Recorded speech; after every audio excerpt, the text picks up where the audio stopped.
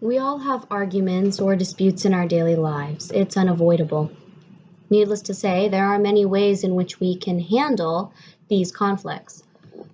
Today, we'll be talking about the 5 styles of conflict management: avoidance, competition, accommodation, compromise, and collaboration. You'll get to see some of their pros, some of their cons, and so the next time you're arguing with your overzealous classmate or your 7-year-old sister, you can better decide which method to use. The first style is avoidance. Avoidance reflects little concern for both parties. It involves dismissing the issue without any attempt or little attempt to resolve the actual problem. A pro of avoidance is that it prevents matters from escalating. So, for example, you're having a nice evening with your in-laws and your 3-year-old begins to throw a hissy fit because he doesn't want to go to bed. So to prevent a screaming child, you put off bedtime. Crisis averted, and you have a lovely evening.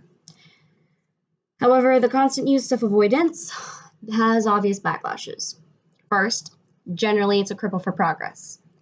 Second, it may lead to further resentment.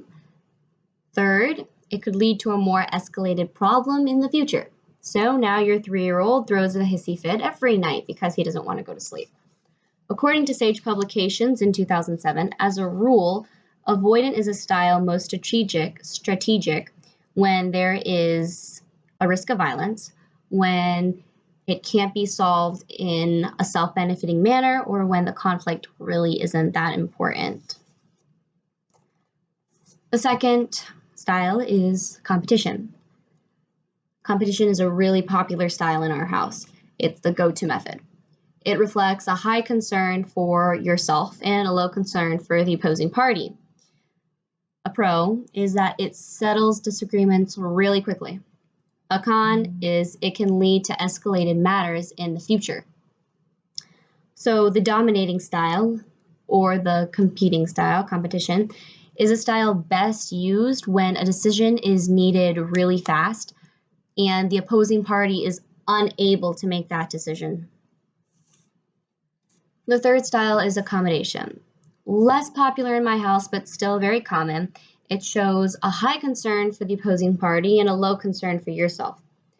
So, for example, my older brother took me shopping and I wasn't satisfied with the scented candle selection, so he drove me to 3 different stores. A pro of avoidance is it keeps the opposing party happy. A con is it can build resentment. We accommodate our family members and our friends because we care, we love them, but we like to be cared for ourselves, and if those needs are never met, then we begin to feel used and unappreciated, and it builds resentment. As a rule, accommodate in moderation. Compromise is the fourth style. It shows a medium concern for yourself and for the opposing party. According to Social Theory and Practice, October 4th, 2018, compromises are forms of agreement by which both parties surrender some of their sides. So a benefit is it keeps the peace among equals. A con, you're never fully satisfied. The fifth style is collaboration. Collaboration it reflects a high concern for both parties, as you might have guessed by now. According to the Journal of Applied Psychology on February 1st, 1997, this is a style in which both parties work together to find a solution that's fully acceptable to both sides. For example, in my house, there's 10 kids. We have to collaborate a lot. We usually collaborate on birthdays and for desserts and stuff. So should we make 7 layer bars or cinnamon rolls? Why pick one? We can do both.